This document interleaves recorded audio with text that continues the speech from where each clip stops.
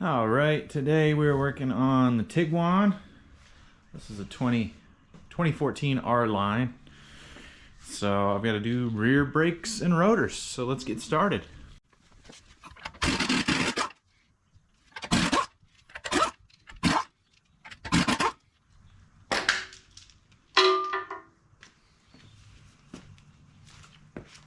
All right, so this wheel is a good example of how to get a wheel off when they're kind of stuck to the hub. So a lot of people, when a wheel is stuck to the hub, get the idea to come and kick it, or maybe take a hammer from the back side, like a dead blow. Don't do any of that. You want to kick it at 3 o'clock, 9 o'clock and 3 o'clock. So hold the fender so you don't lose your balance. You may even keep your foot ready to hold the tire. But I'm going to hold my foot. I'll do this one so you can see better. I'm going to hold the fender and I'm going to kick back as hard as I can, flat against the wheel like this with my foot.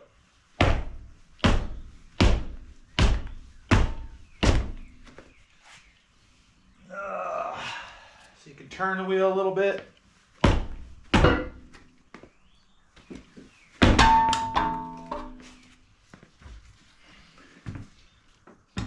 And that's how you break them free when they're hung up on there. Really easy. Alright, so the next thing we're going to need is a 13 and a 15 millimeter wrench.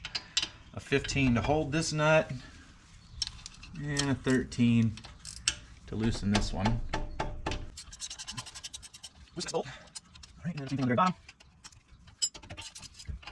And if you don't use the other wrench to hold it, the pin's just going to spin as long as it's not seized up, which it's not, so that's good that it's not seized up, obviously.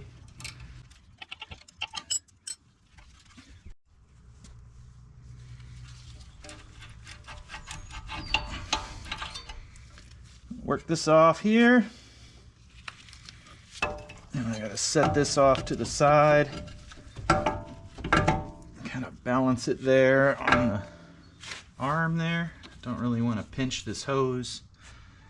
So next thing, to get the caliper bracket out, we're gonna get this caliper out of our way a little bit. Sometimes these connectors can get kind of hung up. If they've been on there for a long time, they get dirt and stuff down in the connector. So sometimes it's just easier to pry it up with the flat blade first.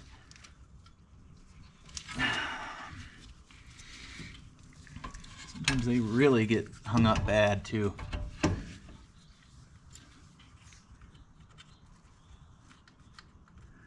Ooh, there's a rock inside of it. That would be why it's not opening. Got it.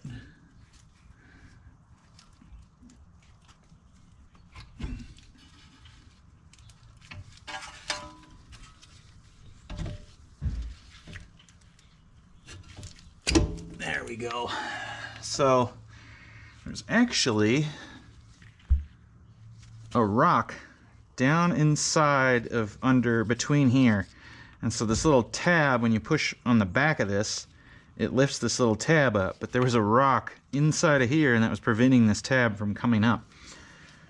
Sometimes, man, this thing's just full of crud. Alright, so I'm going to take the caliper.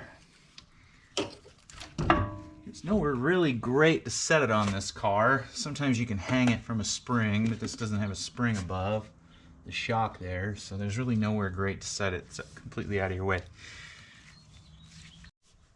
Next thing we're going to work on is removing this caliper bracket. So in order to get this caliper bracket out, you got a triple square, a 14 metric, 14 millimeter, and then another triple square down here where my finger is, identical to this one. So, and those bolts go all the way through into the bracket. So that's what I'm going to be working on next.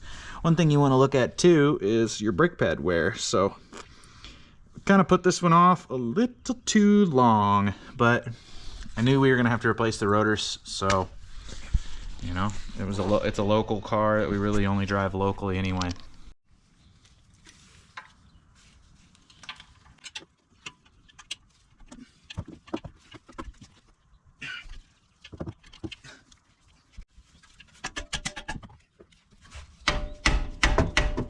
Oh man, this triple square is seized in there pretty good. Ooh.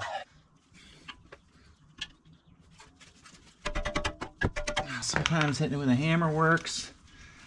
Not today. Let's try and get that bottom one broke free first.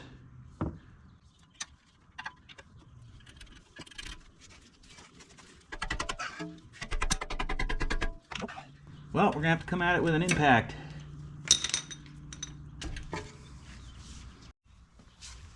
Alright, let's put a little mouse milk.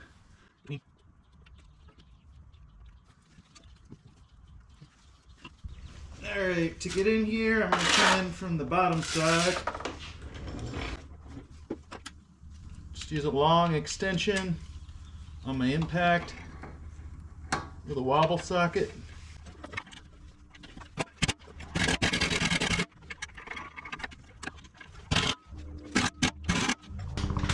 Well, as you can see, that's not working either. So the next thing we go to is heating it up with a little MAP gas. Make sure a fire extinguisher is close.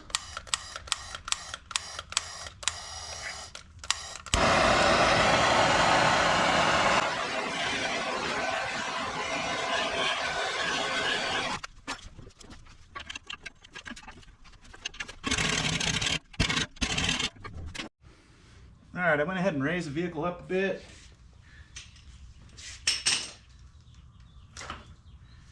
I'm going to try just getting it with a really long breaker bar. My triple square is kind of stuck. Making sure my triple square isn't twisted any.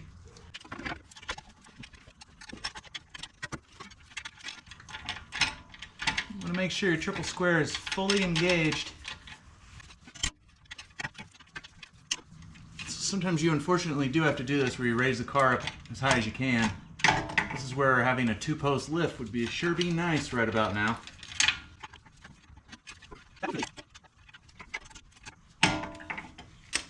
Alright, let's try and get this other one, the bottom one, because it's fighting me as well.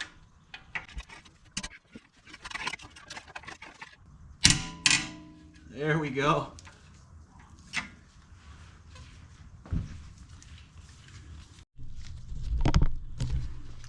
Alright, so as you can see, I got my breaker bar in here like this, and what I'm doing is I'm turning the breaker bar, and I'm getting about one bite, one tooth at a time, broken free. All I really need to do is get a couple little turns on it, and that should be enough.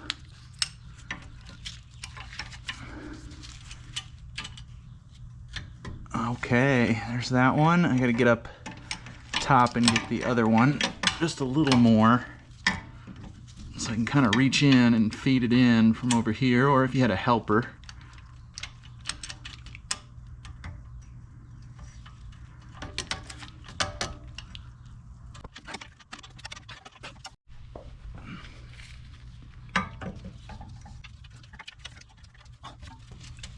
Okay, make sure it's all the way engaged. And see, I'm just not getting a lot of throw in between here. So I may have to come from a different angle.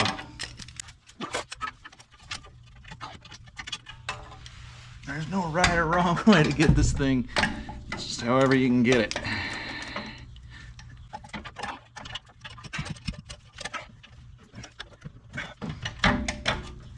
Might be enough to where I can come down here and get another little bit on it.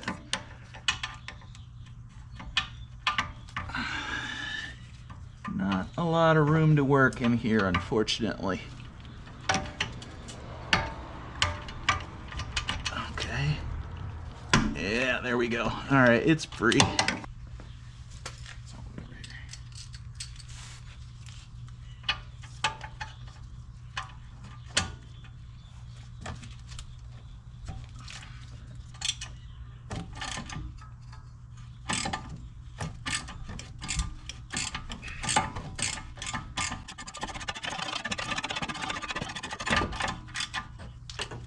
Okay, let's go down and get that lower one there.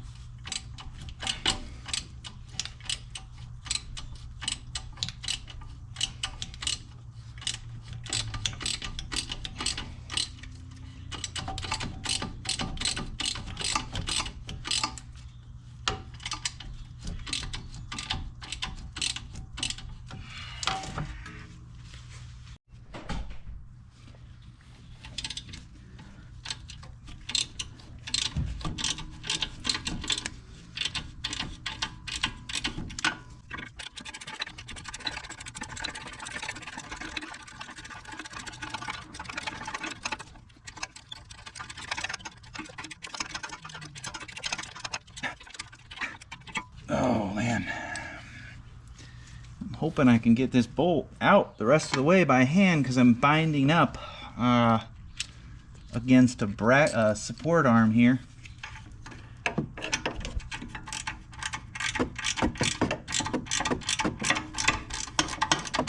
If not, what I'm going to do is pull the bracket towards me to give me more clearance.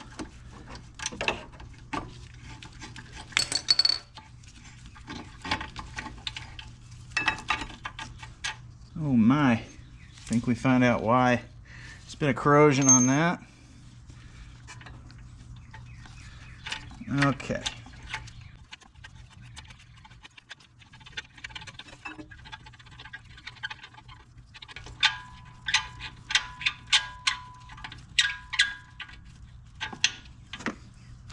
A little bit of corrosion on this bolt. I'm going to clean it all up.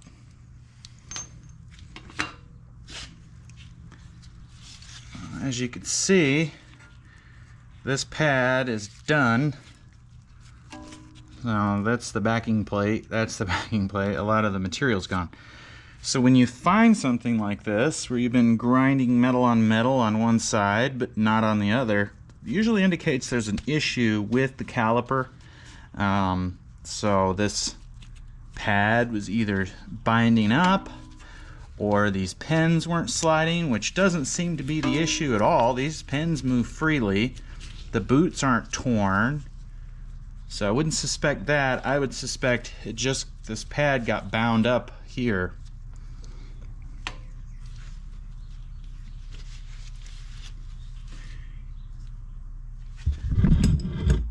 So that's kind of what it looks like in here after you got that off. Again, these bolts came through the back side into the bracket right there. So then there was another one right down there. And I'm not going to put one in there just to show you. Alright, so the next thing I got to get out is this bolt that's holding the rotor in. I'll put a little penetrating oil on it. Alright, next thing I'm going to do is use an air hammer to break the surface tension here.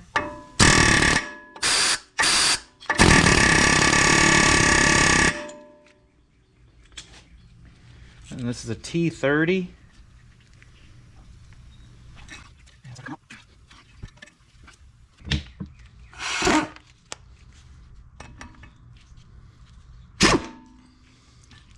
And the impact took it right out.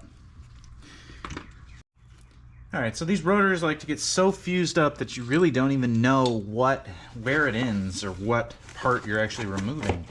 So if you look really closely, you can see the end of the rotor right here on the hub. And the reason I can tell that 100% is because I got the new one, and you can see where it ends there. See? So, it's one reason, or one way you can get the new part. You can kind of tell what you need to take apart. So here's where it gets fun. Alright, if you have an air hammer, this step makes it a little easier. So you take a little bit of treading oil and put it right where the seam is to let it start working in the corrosion there. Then you can take your air hammer and go all the way around the perimeter of it.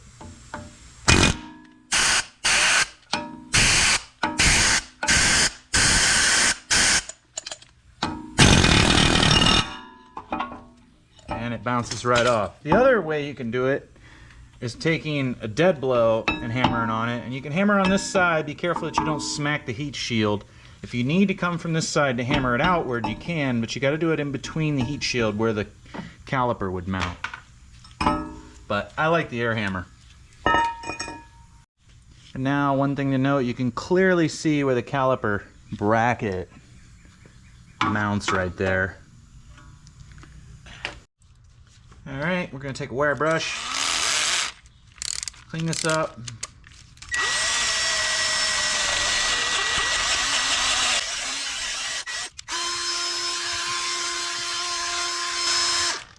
Alright, it doesn't have to be completely clean, you just want to knock off any of the raised stuff.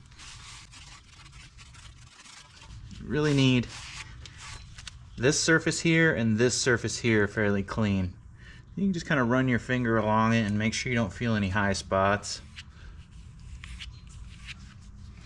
Just a little more.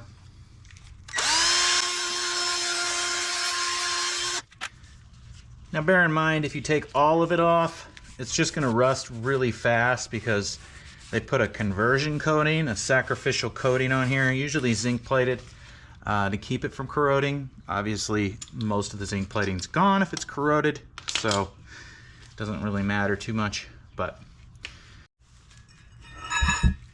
so you can see the old rotor where it was grinding in because you didn't have any of the friction material. You actually had the pad backer grinding into the rotor. So that one was getting bad, getting very bad. All right, and since this bolt here was hanging up on me, I'm going to take a bottle brush.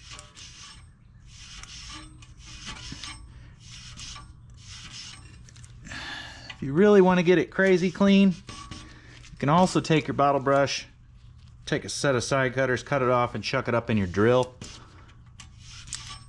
Now I have found that really beats your bottle brushes up really fast.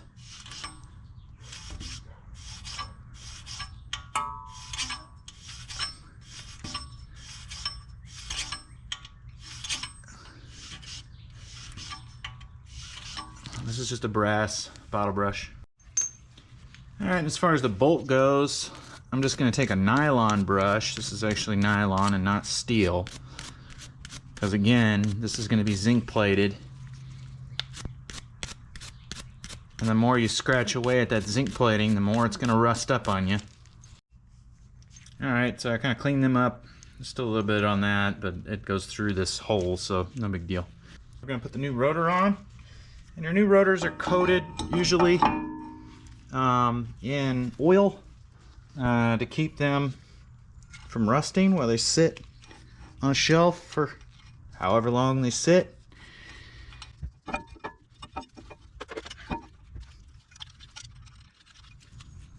Some would say not to reinstall that bolt. I typically do.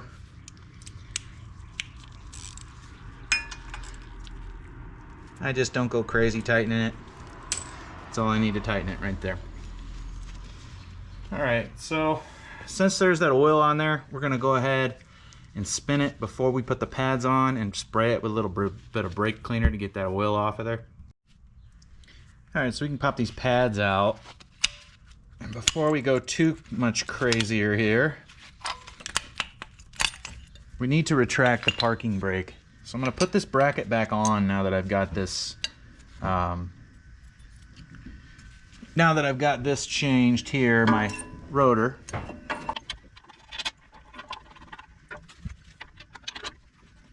And I don't need to go all the way on just yet.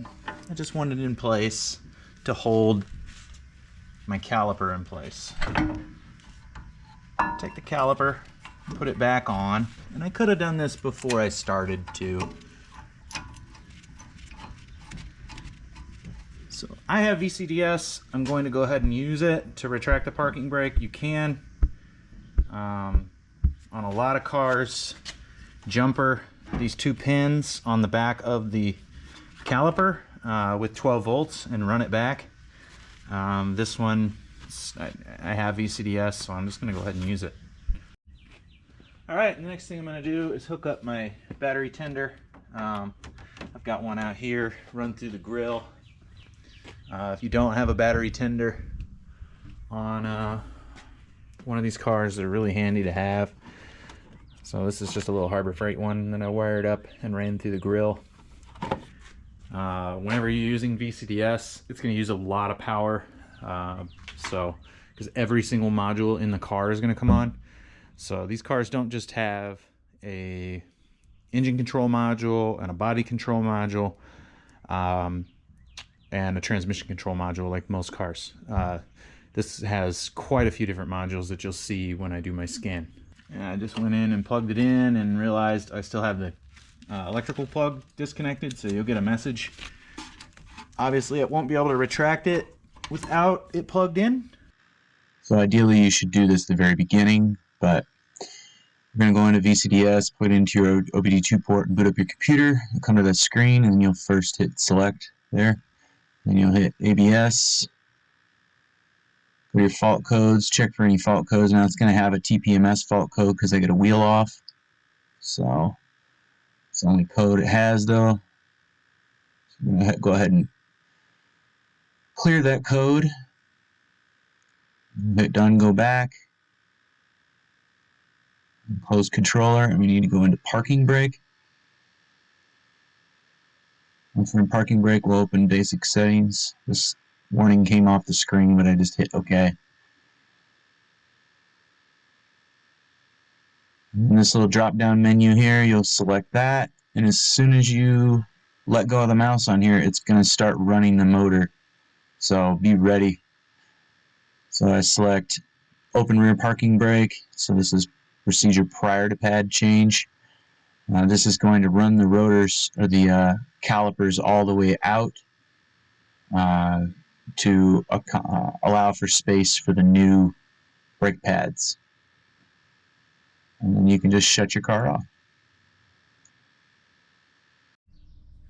I didn't quite catch it in time, but when you do that, you're going to hear the caliper retract, and you'll know that it's retracted when you pull it off. Alright, so when it retracted it just spun this thing, but you still have to go and put a C-clamp in here and push it in.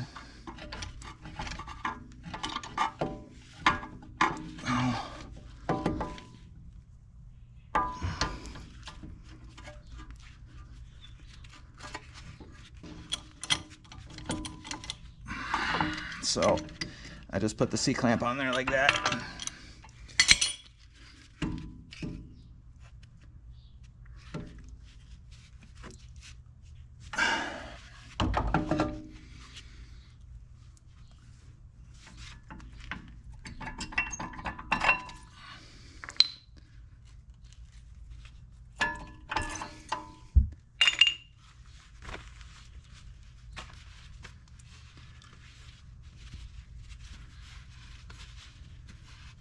Alright, so the next thing I'm going to change is these little brackets. I'm actually going to take this back off real quick. Whoa.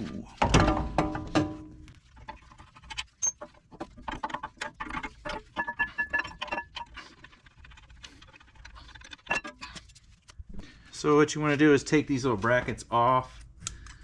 And just take a screwdriver and get under them, pry them off. You're going to clean the brush against here where they sit. Okay, so this kit from O'Reilly's comes with a couple different types of these brackets, because evidently this could go on a couple different models. So I've got 4 of this size and 4 of this size. So you're going to take the size and match them up. So that looks like the ones I need. Obviously these wouldn't fit across it, you see. It would go, it'd be a little too big, whereas these are just right. So these just snap down inside of there like that. Real easy. Oops, not if you put them on backwards. So they have these little tabs right here that you got to line up and get them inside here. There's really no tab on the outside. Now we're going to lube it and put it all in there. So my pins feel fine, the boots feel fine on them. I'm going to take these off, these boots, and clean this pin up. So you want to be careful not to cut your boot.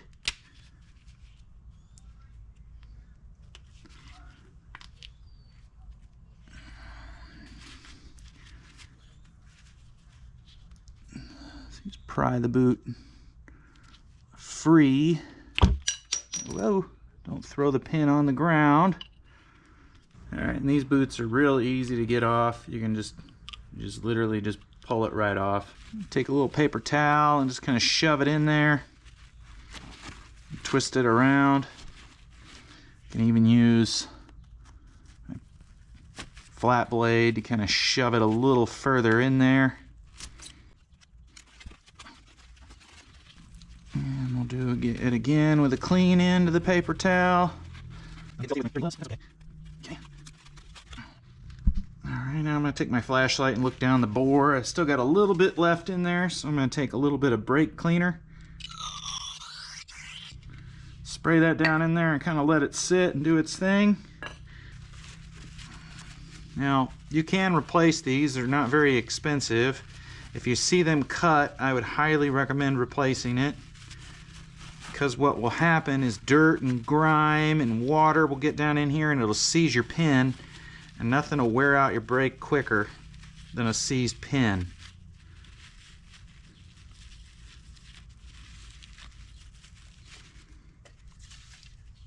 Okay, so now I'm just going to take a little bit of brake clean and clean inside of here.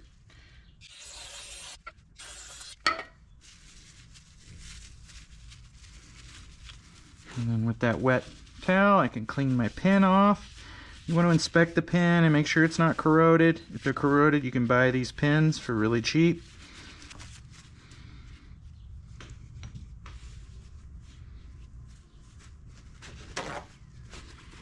Okay, after I've let this sit in here for long enough, I'm going to take my paper towel down there again.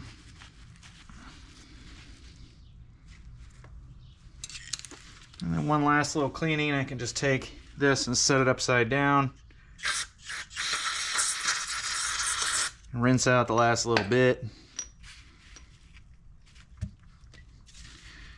And just visually look down in there. Make sure it's clean. You can usually buy this in a little packet for a few dollars, but I do so many brake jobs I bought it in a big can. Now the idea is just to get a light coating in here. If you get too much grease, it'll actually cause the pin not to go in this hole here. So, alright, so next we're going to grease up this pin. We're just going to put a little bit in the hole. Not a lot. And then lightly coat the pin.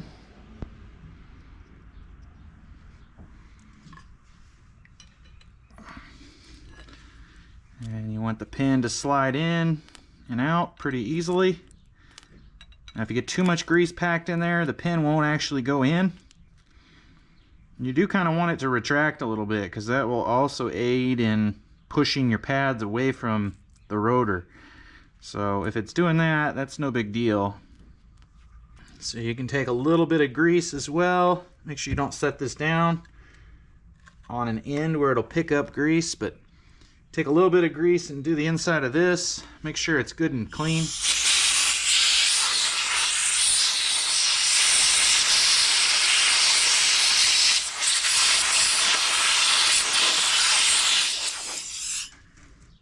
Make sure you get all the brake parts cleaner dried out of there before you go putting grease in there. So we got grease inside of the boot. Now we're going to take the boot and put the boot on.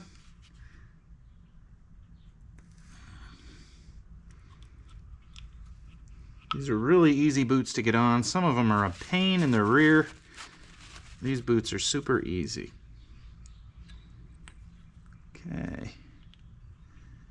And then you just pop the boot on top like that. And that one's good to go.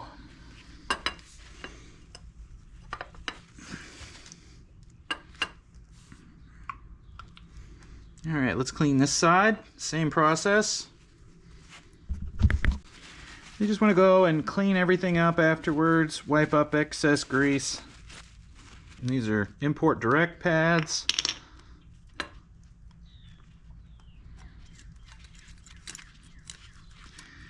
All the pads are going to go in like that. Now, what I'm going to do first though is I'm going to go ahead and grease these right here. You don't want a ton of grease, you just want a nice light coating on these pieces because you don't want to attract a ton of brake dust, but you want the pad to glide in this groove. Go ahead and rotate the wheel for me, or the tire for me on the other side. Alright, so I'm just going to turn this, and as some helper there is turning, I'm going to spray this off. Alright, that's good, thank you. And then you can just kind of dry it off if you need to.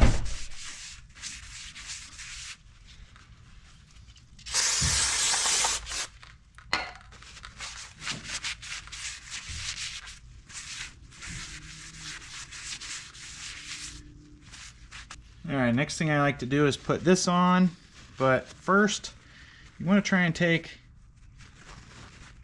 a rag and just wipe off the stuff that's right in between that's going to touch your rotor and get grease all over your rotor.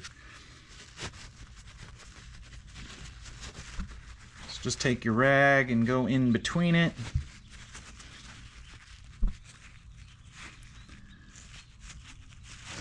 In between here and here. Then we can take this and put it on, and careful not to touch the back side or anything. Front side's a little easier to touch and clean.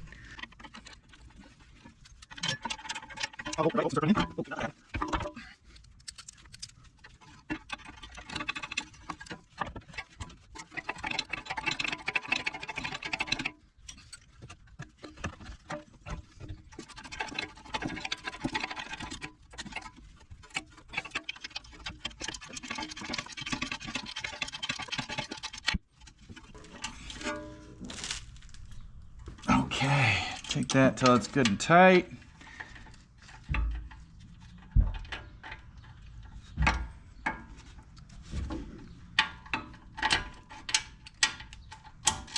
Double check the other. Okay.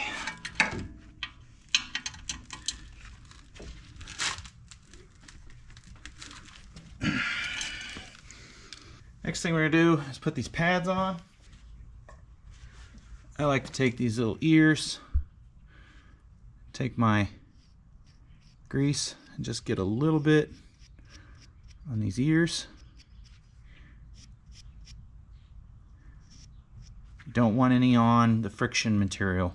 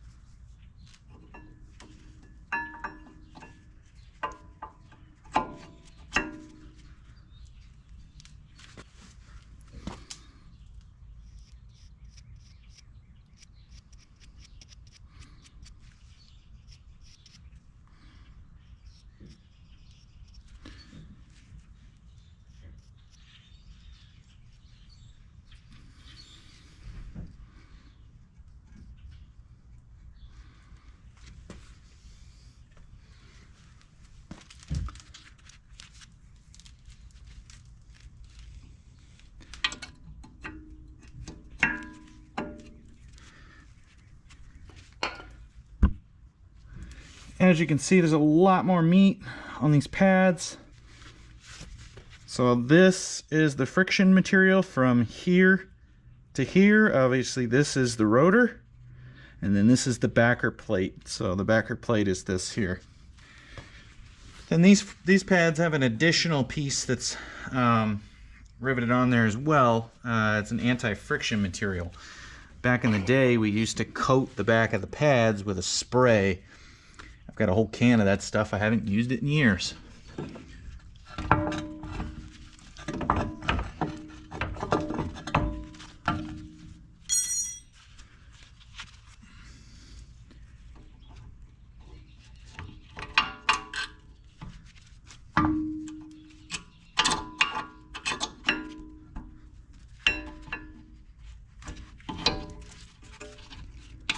So sometimes you got to push these pins back in.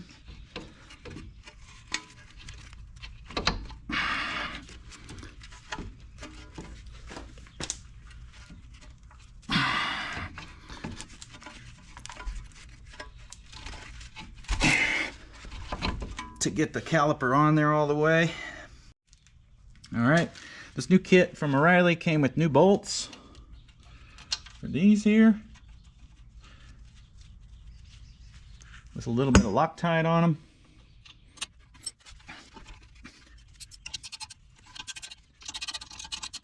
All right, so you want to keep this boot from twisting on you.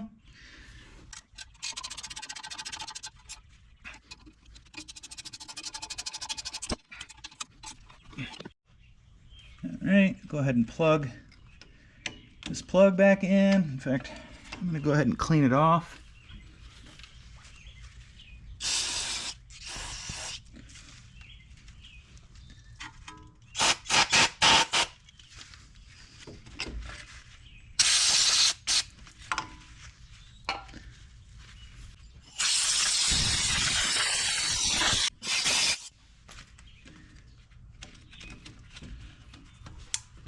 Make sure it snaps, and give it a little tug test and make sure it doesn't come out. And that's one side down.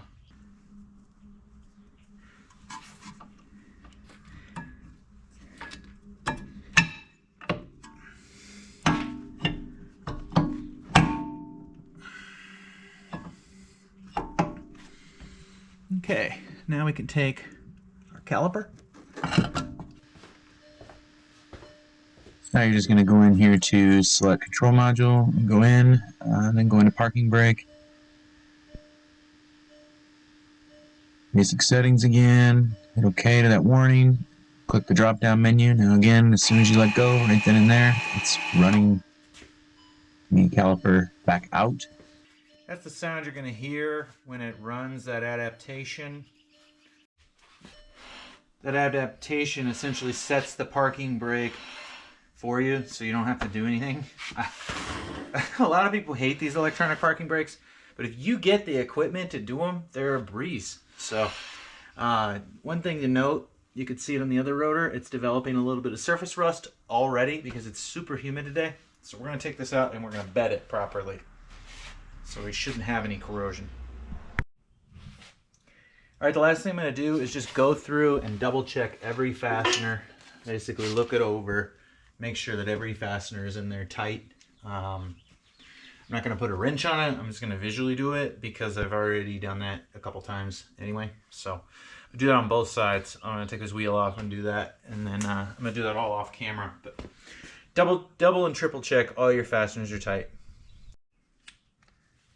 All right, that bolt's tight, that bolt's tight. Bolt back here is tight, and this bolt is tight too. Those are the only bolts that you have to take out, obviously. This one. All right, we have wheels for the car up real high. Especially these wheels, since there's no studs, can be kind of tough. What I do is kind of crawl in here and sit kind of Indian style kind of thing. And then bring my legs together and use my legs. So I'm basically supporting the whole wheel with my legs, and then I can reach in the middle, raise it, turn it, do what I need to do with it. But I'm really not straining myself at all to get this wheel right where it needs to be. And I like starting a couple lugs by hand. ideally you start them all by hand. Here we go.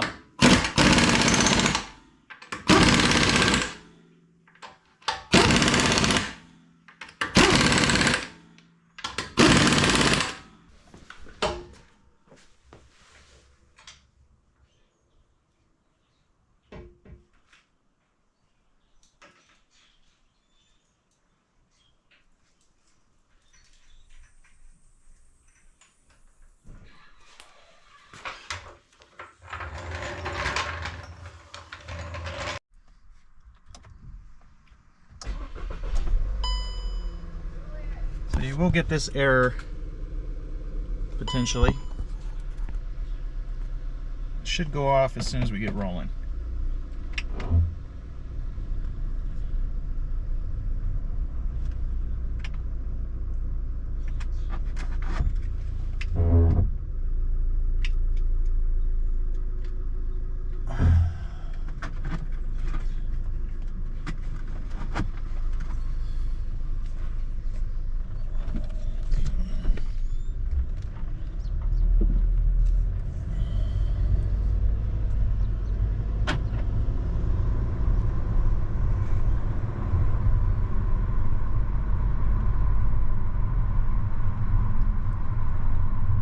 Went off because we got above like 20 miles an hour and it activated the TPS sensors, TPMS.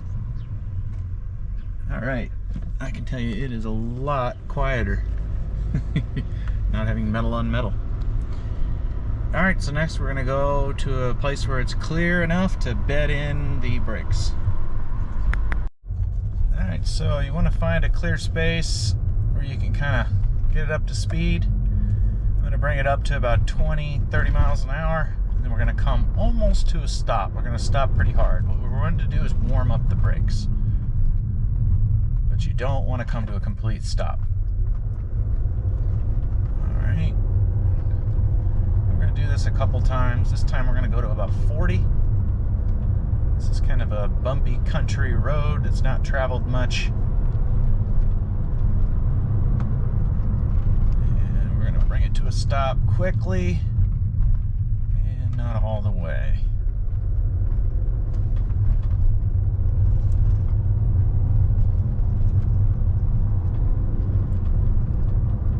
And we're coming up to another stop sign, so I'm going to bring it up to 40 again and quickly decelerate. And you really, like I said, you don't want to come to a complete stop while you're on the brake, at least while you're bedding it in. Alright, the next one, we're going to do a couple more of these before we get to the next one that's 60 miles an hour. And we're slowly warming the brakes here. And what you're doing is you're embedding pad material into the rotor surface. And what that does is prevent the rotor, one, from corroding, but two, it builds up a layer of brake pad compound in the rotor, and that makes the rotors last longer.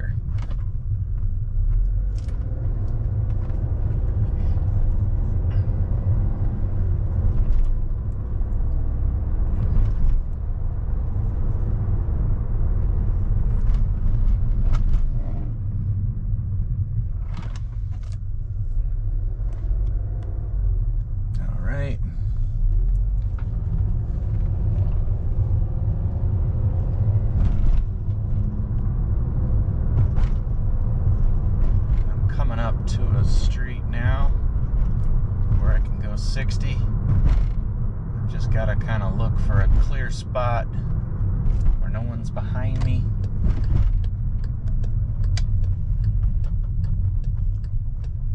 I'm gonna let this car go, and then we're gonna go. And I'm trying not to come to a stop and keep pad material on them. All right. Take it up to 60 and quickly decelerate. And we're braking hard. As we really want to get these pads warmed up good.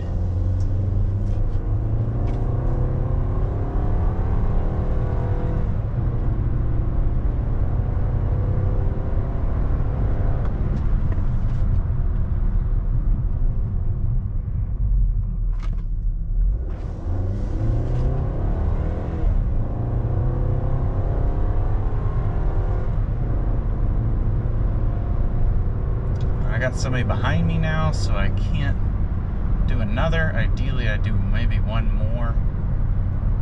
I might spin around and try doing it again. Or we could just do a hard brake for my turn.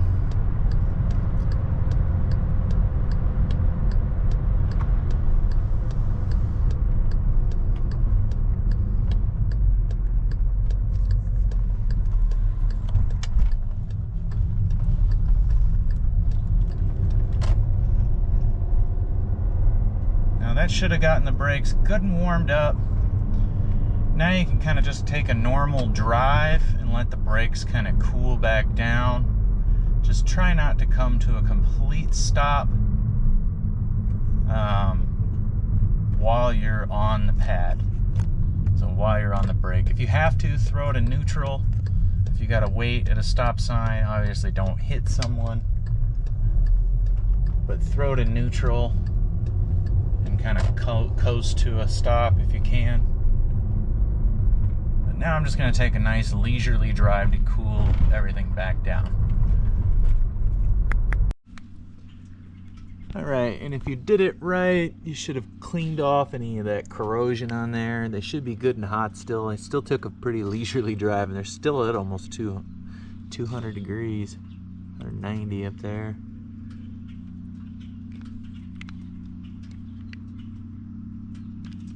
So they're nice and warm. Alright, so that is a successful pad and rotor change. So thanks for watching. Make sure you hit that subscribe button, and more content to come. Thanks again.